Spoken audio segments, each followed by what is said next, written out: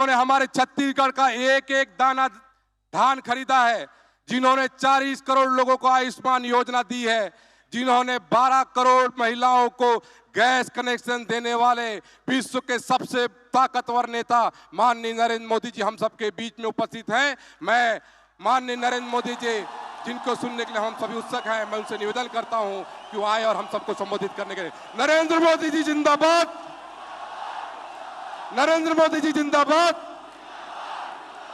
मोदी मोदी मोदी मोदी।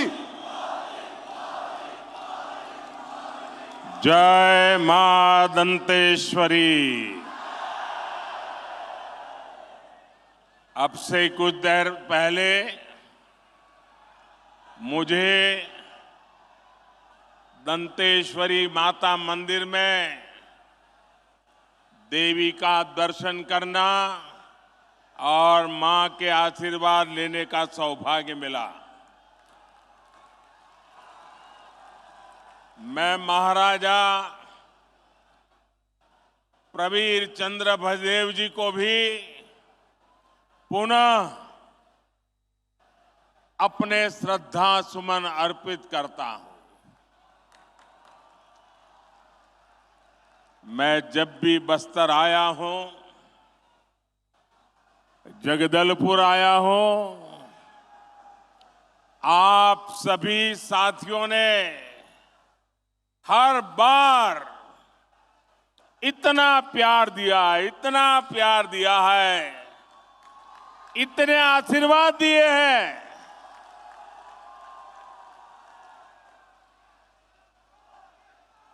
मैं इसका शब्दों में वर्णन नहीं कर सकता हूं। और जब भी बस्तर की धरती पे आना हो जाए और बलिराम कश्यप जी की याद ना आए, ये कभी हो नहीं सकता। अगर सच्चे अर्थ में बस्तर को समझना, क्योंकि मैं यहां संगठन का काम करता था, हर इलाके में जाता था, बहुत समय मैंने यहां बिताया और मुझे पूरे बस्तर को समझना, आदिवासी समाज को समझना, यहां की समस्याओं को समझना, बलिराम जी कश्यप जी एक प्रकार से मेरे गुरु की तरह काम करते थे।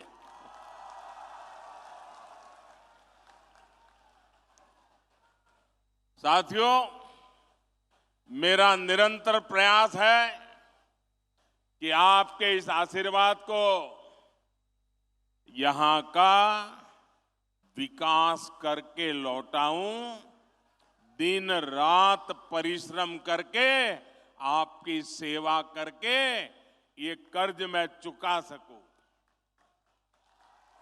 मेरे परिवारजनों, कांग्रेस ने सिर्फ 5 वर्ष में छत्तीसगढ़ की जो हालत कर दी है, उसे पूरा देश देख रहा है। कांग्रेस के विधायकों और मंत्रियों ने जो कारनामे यहां किए हैं, उससे हर कोई त्रस्त है। चारों तरफ भ्रष्टाचार का बोलबाला है। छत्तीसगढ़ में अपराध चरम पर है। हत्याओं के मामले में छत्तीसगढ़ अग्रणी राज्यों में पहुंच चुका है। कभी कभी तो लगता है राजस्थान और छत्तीसगढ़ के बीच स्पर्धा चल रही है कि कहां सबसे ज्यादा हत्याएं होती है, कहां सबसे ज्यादा लूट होती है, कहां सबसे ज्यादा महिलाओं पर अत्याचार होते हैं। राजस्थान और छत्तीसगढ़ आजकल एक दूसरे की स्पर्धा में लगे हुए हैं। छत्तीसगढ़ में विकास या तो पोस्टर और बैनरों में दिखता है या फिर कांग्रेस के नेताओं की तिजोरी में दिखता है। कांग्रेस ने छत्तीसगढ़ को अगर दिया है तो वो है झूठा प्रचार और घोटालेबाज सरकार। झूठे प्रचार की आड़ में ये लोगों की आंख में धूल झोंकते हैं और आकंठ भ्रष्टाचार करते हैं। इसलिए आज छत्तीसगढ़ के कोने कोने से एक ही आवाज आ रही है, हर कोने से एक ही आवाज आ रही है। छत्तीसगढ़ का हर एक व्यक्ति एक ही बात कह रहा है। छत्तीसगढ़ कह रहा है, आओ नहीं सहिबो, आओ नहीं सहिबो, बदल के रहिबो, बदल के रहिबो, आओ नहीं सहिबो, बदल के रहिबो। मेरे परिवारजनों, ये बस्तर, ये दंडकारण्य आज बना हो ऐसा नहीं है। यहां आदिवासी मेरे भाई बहन, मोदी प्रधानमंत्री बना उसके बाद आकर के नहीं बसे हैं। भाजपा की सरकार बनने के बाद ये मेरे आदिवासी भाई बहन नहीं आए। अरे यहां के लोग तो तब भी थे जब प्रभु श्री राम यहां आए थे। मेरे आदिवासी भाई बहन चाहते थे, इसलिए ही अटल जी की सरकार ने अलग छत्तीसगढ़ का निर्माण किया। भाजपा सरकारी थी, अटल जी की सरकार थी, जिसने केंद्र में अलग जनजातीय अलग मंत्रालय बनाया, जनजातीय विकास के लिए अलग बजट बनाया और जनजातीय विकास के लिए पूरी सरकार के अंदर एक विभाग खड़ा कर दिया। और कांग्रेस ने इतने दशकों का क्या किया भाई? कांग्रेस ने बस्तर को भी दशकों तक नजरअंदाज किया। आप लोगों की परवाह ही नहीं की। उनके दो चार ठेकेदारों को संभालते थे और वही आपसे वोट लेकर के उनको दे देते थे, उनकी गाड़ी चल जाती थी, उनको आपकी परवाह ही नहीं थी। ये भाजपा सरकार है, यहां मेडिकल कॉलेज, इंजीनियरिंग कॉलेज बनाए। भाजपा सरकार ने दंतेवाड़ा में एजुकेशन सिटी बनाई और मैं तो उसको देखने गया था। साथियों, मैंने अपने जीवन का बड़ा हिस्सा, ये मेरा सौभाग्य रहा है कि राजनीति में आने से पहले मेरे जीवन के बहुत वर्ष मैंने आदिवासी क्षेत्रों में गुजारा है। मेरा तो आपसे सीधा नाता है, दिल का नाता है।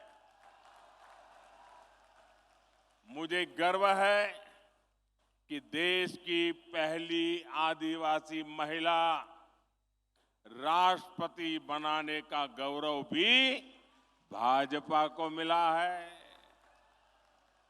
आप जानते हैं, कांग्रेस की तुलना में भाजपा सरकार आदिवासी समाज के लिए 5 गुना ज्यादा बजट देती है। अगर वो 1 रुपया देते थे तो हम 5 रुपया देते हैं, ये 100 रुपया देते थे तो हम 500 रुपया देते हैं। भाजपा सरकार ने ही 15 नवंबर यानी भगवान बिरसा मुंडा के जन्म दिवस को जनजातीय गौरव दिवस घोषित किया। हमारी सरकार आदिवासी सेनानियों और क्रांतिवारों को समर्पित स्वतंत्रता सेनानी म्यूजियम बनवा रही है। हमने जनजाति वर्ग के छात्रों को दी जा रही छात्रवृत्ति उसको भी 2.5 गुना कर दिया है। बीते 9 वर्षों में 300 से अधिक एकलव्य मॉडल आवासीय विद्यालय मेरे जनजाति बच्चों के लिए हमने खोले हैं। साथियों, भाजपा सरकार देश में आकांक्षी जिला कार्यक्रम चला रही है। बस्तर संभाग के भी अनेक जिले ये आकांक्षी जिलों में शामिल है। अब तो हम उससे भी आगे बढ़ करके जिले से निकल के जाकर के आकांक्षी ब्लॉक्स की पहचान कर रहे हैं। इस अभियान के तहत शिक्षा, स्वास्थ्य और रोजगार से जुड़े बड़े बड़े प्रोजेक्ट यहां शुरू होने वाले हैं। इसके अलावा भी हम छत्तीसगढ़ के उसमें आधुनिक इंफ्रास्ट्रक्चर का निर्माण कर रहे हैं। आज भी यहां 26,000, 27,000 करोड़ रुपए उसके से भी अधिक प्रोजेक्ट बस्तर को मिले हैं, छत्तीसगढ़ को मिले हैं। मेरे परिवारजनों, आज यहां बहुत बड़े और देश के आधुनिकतम स्टील कारखाने का लोकार्पण हुआ है। आप मुझे बताइए, आपको गर्व हो रहा है कि नहीं हो रहा है? इतना बड़ा स्टील का कारखाना आपको मिला है, आपको गर्व हो रहा है कि नहीं हो रहा है? ये छत्तीसगढ़ कांग्रेस वालों को नहीं हो रहा है। इतना बड़ा कार्यक्रम अभी सरकार का था, छत्तीसगढ़ सरकार का एक भी मंत्री भी नहीं आया, मुख्यमंत्री भी नहीं, उप मुख्यमंत्री भी नहीं। आप कहिए भैया, आपकी भलाई के काम में ये सरकार ने आना चाहिए कि नहीं आना चाहिए? आना चाहिए कि नहीं आना चाहिए? ये आपका अगर भला चाहते हैं तो वहां आकर के बैठना चाहिए कि नहीं बैठना चाहिए? नहीं आते हैं। इसके 2 कारण है। एक, उनको सरकार जाने की इतनी चिंता है कि उनके पास यहां आने के लिए समय ही नहीं है, सरकार बचाने में लगे हैं। और दूसरा कारण है, ये मोदी है। अगर मोदी के सामने जाना है तो कोई आकंठ भ्रष्टाचारी मोदी से आंख नहीं मिला सकता है। और इसलिए वो आने से डरते हैं, भाग जाते हैं। मेरे साथियों,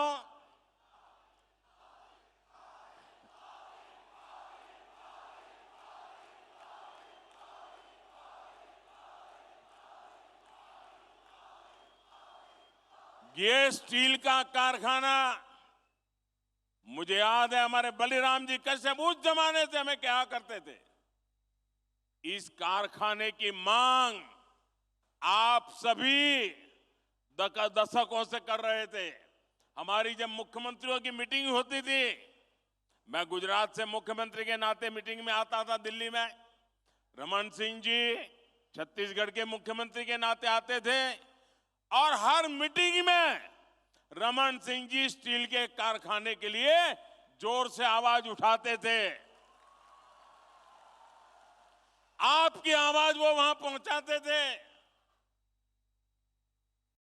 लेकिन आप जानते हैं कांग्रेस ने ये मांग क्यों नहीं मानी?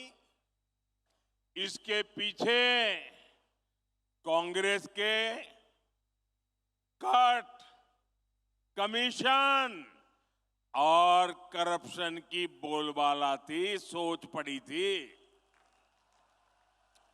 लंबे समय तक कांग्रेस की नीति रही है। क्या करते थे? कच्चा माल विदेश भेजो और फिर उसी कच्चे माल से बना महंगा सामान महंगे पैसे देकर के आयात करो। कहते हैं ना, गेहूं बाहर भेजो और फिर ब्रेड बना करके लाओ। क्या ऐसा कोई करता है भाई? ऐसा कोई करता है क्या? आप मुझे बताइए, आप जो घर में चावल खाते हैं तो क्या ऐसा कोई करता है कि पहले उसका धान विदेश भेजा जाता है, फिर वो धान विदेश में धुला जाता है, फिर वो धान विदेश में साफ किया जाता है, फिर धान को वहीं विदेश में भी पकाया जाता है और फिर वो पका पकाया चावल आपको खाने के लिए मिल जाता है? ऐसा कभी होता है क्या? आप अपना धान अपना चावल खुद ही करते कि नहीं करते हैं? आप धान भी यही उगाते हैं, उसे साफ भी यही करते हैं, यही पकाते हैं और यही अपने घर में खाते भी हैं। लेकिन कांग्रेस को ये करने में कट की कट हो जाती है, कमीशन नहीं मिलता है। इसलिए क्या किया है उन्होंने? ये हमारे इलाके में जो आयरन ओर है ना, ये दुनिया का उत्तम से उत्तम आयरन ओर है, दुनिया का। ये हमारे बस्तर में है। लेकिन ये क्या करते थे? आयरन ओर में से स्टील यहां बनाने के बजाय, जिसका कोई हिसाब किताब न हो, कितना माल निकाला पता न चले, जितना उठा सकते हो उठाओ, विदेश भेज दो और बीच में मलाई खा लो। कोई भी सरकार होती तो उसकी प्राथमिकता होती कि यहां बस्तर में ही स्टील का कारखाना लगाए। लेकिन कांग्रेस ने यहां से कच्चा माल निकाला और फिर कच्चा माल ही विदेश भेज दिया। इसमें कांग्रेस के नेताओं ने कमाया, यहां के नौजवानों को कुछ नहीं मिला। बस्तर के नौजवान मजदूरी करने के लिए दूसरे राज्यों में जाने के लिए मजबूर हो गए। लेकिन भाइयों बहनों, ये मोदी है, आपके बीच में पला बड़ा है, इसलिए आपका ही सोचता है। गरीब की चिंता, गरीब के हित, यही मोदी के दिमाग में भरा पड़ा रहता है। इसलिए हमने दिल्ली में, मुझे आपने सेवा करने का मौका दिया, हमने बस्तर में स्टील कारखाने का काम तेजी से पूरा करवाया। भाजपा सरकार ने लगभग 24,000 करोड़ रुपए स्टील के कारखाने पर लगाए। इससे इस क्षेत्र के 50-55 हजार साथियों को रोजगार मिलना तय हुआ है। सरकार ने यह भी तय किया है कि स्टील की जो प्लांट की क्षमता है उसको और बढ़ाना है, मुझे और पूंजी लगानी है ताकि ज्यादा लोगों को काम मिले। यानी स्टील प्लांट पर अब जी हजारों करोड़ रुपयों का और निवेश होने वाला है। और जब ज्यादा निवेश होगा और बड़ा कारखाना होगा तो पूरे विस्तार की किस्मत और तेजी से बदलने वाली है। अब मैं आपको बताता हूं, मेरे यहां गुजरात में स्टील बनाने का एक कारखाना है। वहां तो आयरन ओर भी नहीं है, हम बाहर से लाते हैं। लेकिन स्टील कारखाना होने के कारण कार बनाने के अनेक कारखाने वहां लग गए, गाड़ियां बनाने, क्योंकि स्टील की उनको जरूरत थी, पास में ही मिल जाता था। अब यहां स्टील बन रहा है ना, और भी कारखाने यहां लगने वाले हैं। और यहां पर करीब 1.5 लाख साथियों के लिए नौकरी की, रोजगार की संभावना बनेगी। और मेरे शब्द लिखिए भैया, आज छत्तीसगढ़ का नौजवान रोजगार के लिए बाहर जाता है, एक दिन ऐसा आएगा हिंदुस्तान के नौजवान रोजगार के लिए बस्तर आना चाहेंगे, बस्तर आना चाहेंगे। आप कल्पना कर सकते हैं, मोदी अगर ये काम कर देगा तो कांग्रेस के लोगों के लिए भ्रष्टाचार के रास्ते रुक जाएंगे। खदान में से जो माल खाते थे उस पर मोदी ने ताला लगा दिया और इसलिए छटपटा रहे हैं। आज भी कितनी झूठी बातें फैलाई, लेकिन आपने उन पर ये तमाचा मारा, इतनी पब्लिक आकर के आपने उनको तमाचा मारा है। झूठी बातें फैलाकर इनका इरादा समझिए, बस्तर के मेरे नौजवानों, इनका इरादा समझिए। ये झूठी बातें फैलाकर ये स्टील प्लांट को भी हड़पना चाहते हैं।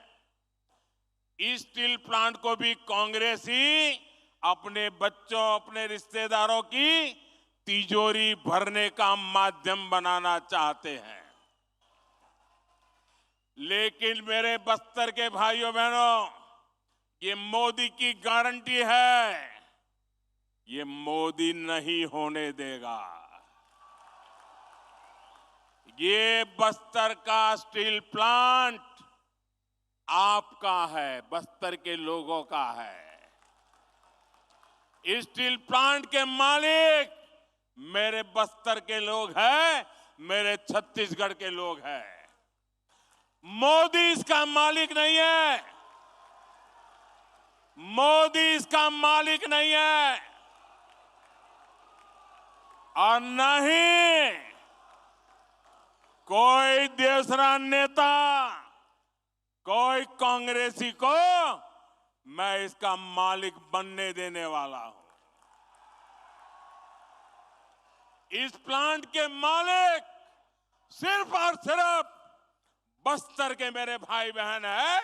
ये हक आपका है, कोई आपका हक छीन नहीं सकता है। इस पर कांग्रेस के नेताओं को किसी भी हालत में कब्जा नहीं करने दिया जाएगा। उनको कटकी कंपनी, कमीशन कंपनी, भ्रष्टाचार, बेईमानी करने का मौका नहीं दिया जाएगा। आप मेरे साथ सहमत हैं? तो एक काम करिए, अपना मोबाइल फोन निकालिए और उसकी फ्लैश लाइट चालू कीजिए। मेरी इस बात के समर्थन में अपने मोबाइल की फ्लैश लाइट चालू करिए। शाबाश, देखिए, वाह, दूर दूर तक शाबाश। ये ताकत है। वाह, देखिए, ये मीडिया वाले आपकी फोटो निकाल रहे हैं। देखिए, ये समर्थन है, ये स्टील प्लांट के लिए समर्थन है। कैसा झूठ बोलते थे, और ईमानदारी देखिए, ये सच्चाई यहां देखिए। बहुत बहुत धन्यवाद मेरे बस्तर के भाइयों बहनों।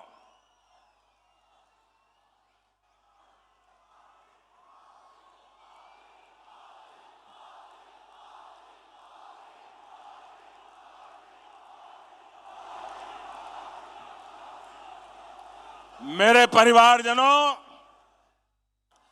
कांग्रेस का ट्रैक रिकॉर्ड दिखाता है कि उसे छत्तीसगढ़ के लोगों की परवाह नहीं है।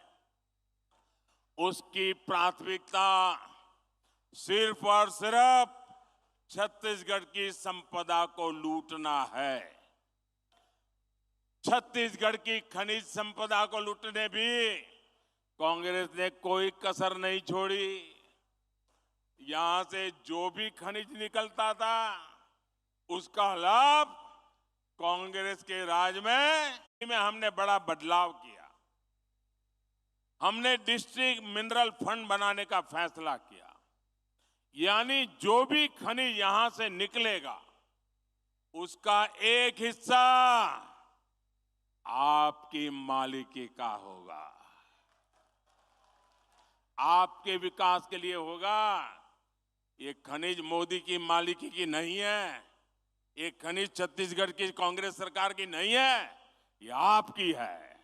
इसका हक आपको देने का काम ये मोदी ने किया है। भाजपा ने आपको विकास का साझेदार बनाया, आपको पार्टनर बनाया। इसके तहत छत्तीसगढ़ को 8,000 करोड़ रुपए मिले हैं। लेकिन जानते हैं कांग्रेस ने इस पैसे से क्या किया? यहाँ की कांग्रेस सरकार ने इसमें भी घोटाला कर दिया है। साथियों, आपकी वन उपज के साथ कांग्रेस ने क्या किया ये भी आपने देखा है। वन उपज तो हमारे जनजातीय समाज के आर्थिक जीवन का बहुत बड़ा हिस्सा रहा है। लेकिन जब तक दिल्ली में कांग्रेस सरकार थी तब तक ये लोग सिर्फ 10-12 वन उपजों पर ही एमएसपी देते थे। आज जो नौजवान हैं उन्हें ये पता होना चाहिए कि उनके माता पिता, दादा दादी, नाना नानी को कांग्रेस ने नमक से ठगा है, नमक से ठगा है। ये आज के नौजवानों को मैं बताता हूं, चिरौंजी जैसे बहुमूल्य वन उत्पाद हमारे आदिवासी परिवार इकट्ठा करते थे, बोरा बोरा लेकर हाट बाजार पहुंचते थे। वहां उन्हें 2-4 किलो नमक देकर ही ठगा जाता था। आपके दादा दादी के साथ ये किया इन्होंने। ये तो भाजपा सरकार है कि जिसने राशन की दुकानों में मुफ्त में नमक देना शुरू किया, तब जाकर कांग्रेस का ये शोषण बंद हुआ। जो उत्पाद एमएसपी के दायरे में नहीं थे उन्हें कांग्रेस के ठेकेदार ऐसे ही औने पौने दाम पर खरीदते थे, फिर ज्यादा मुनाफा पर बेच देते थे। आज भाजपा सरकार करीब करीब 90 वन उपज को एमएसपी के दायरे में ला चुकी है। कितनी? 90। कितनी? पहले कितनी थी? 10-12। कांग्रेस के जमाने में कितनी थी? कांग्रेस के जमाने में कितनी थी? मोदी कितना पहुंचाया? मोदी ने कितना पहुंचाया? ये आपके प्रति जो प्यार है ना, उसके कारण होता है। भाजपा सरकार ने वन धन केंद्र बनाकर वन उपज के बेहतर दाम देने का रास्ता खोला है। आज छत्तीसगढ़ के हजारों आदिवासी बहनों भाइयों को वन धन केंद्रों में रोजगार मिला है। साथियों, कांग्रेस की सरकार ने यहां तेंदुपत्ता संग्राहकों के साथ क्या किया था ये भी आप अच्छी तरह जानते हैं। भाजपा सरकार ने तेंदुपत्ता के काम से जुड़े परिवारों के लिए जो भी कल्याणकारी कार्यक्रम बनाए थे वो कांग्रेस ने बंद कर दिए। बोनस कभी मिलता है, कभी नहीं मिलता, मिलता है तो कम मिलता है, और पाना है तो कांग्रेस वाले का कुर्ता पकड़ के जाना पड़ता है, उसके जेब में कुछ डालना पड़ता है। तेंदुपत्ता की खरीदी कभी होती है, कभी नहीं होती है। आदिवासियों का ऐसा शोषण अब छत्तीसगढ़ में नहीं चलेगा।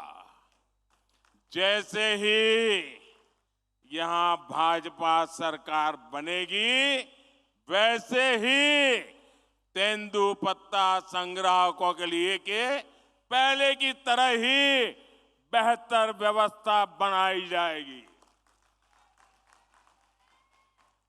साथियों, मैं आज छत्तीसगढ़ के धान किसानों को भी मेरे दिल की एक बात बताना चाहता हूं।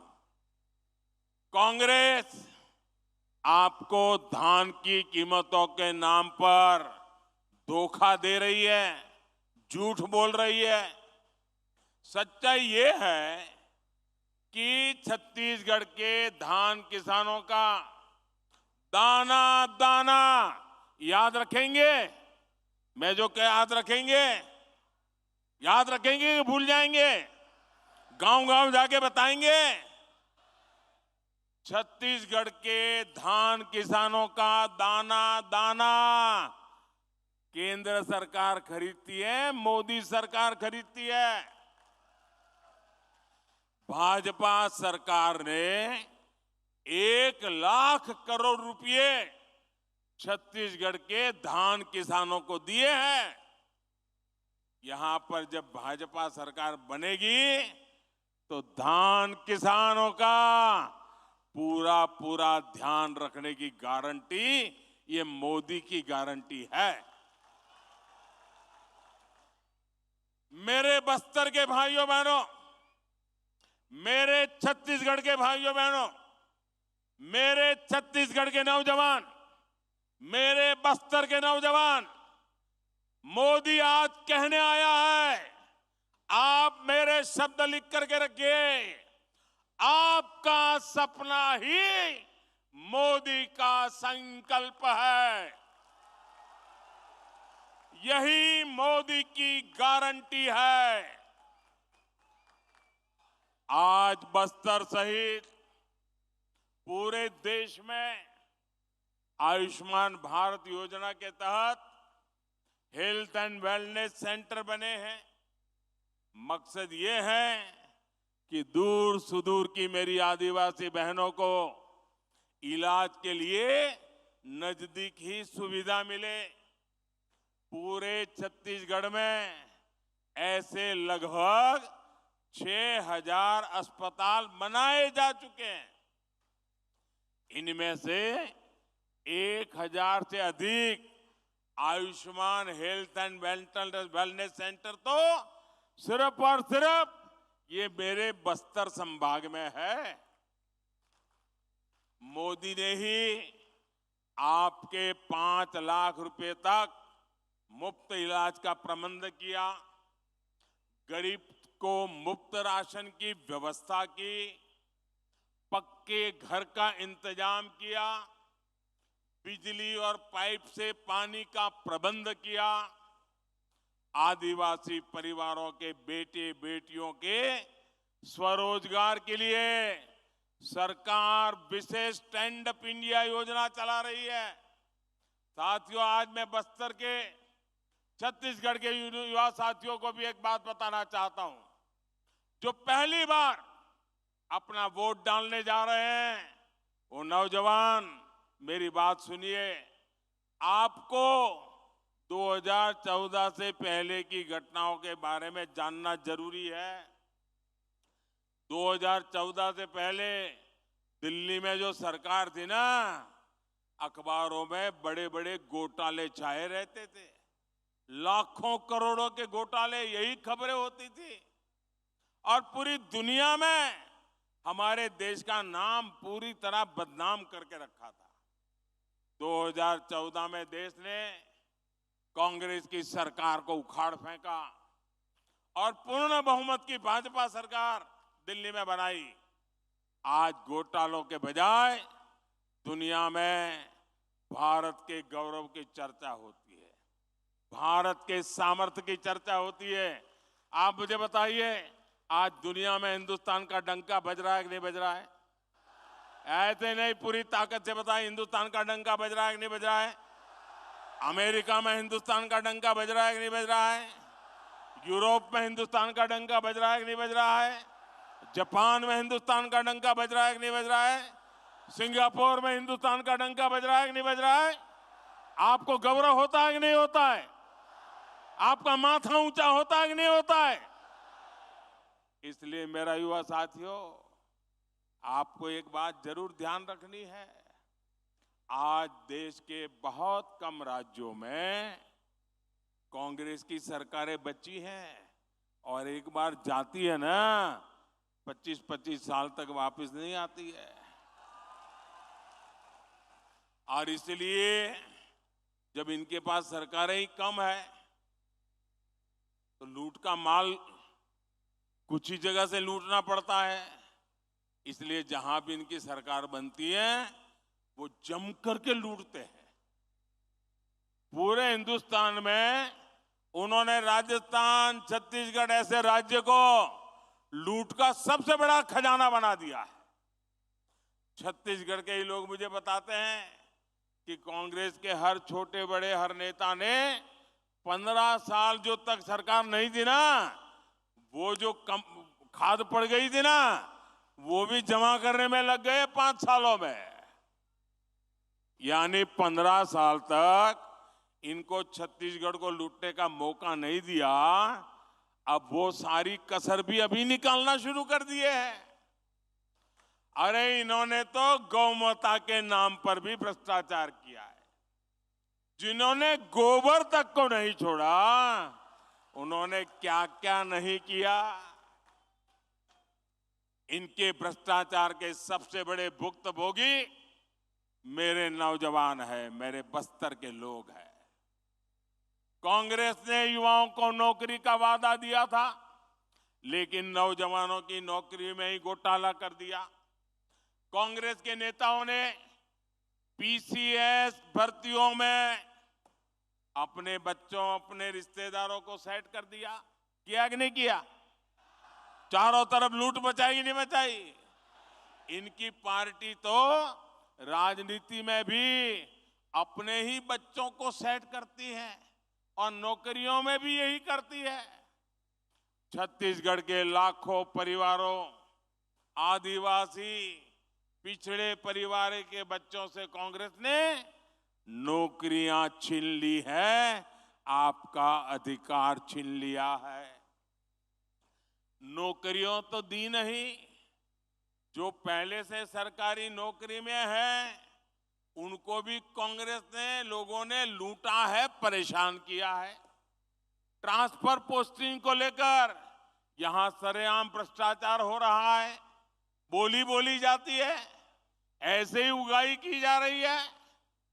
इसलिए छत्तीसगढ़ कह रहा है, औ नहीं सही वो बदल के रही वो, औ नहीं सही वो, औ नहीं सही वो,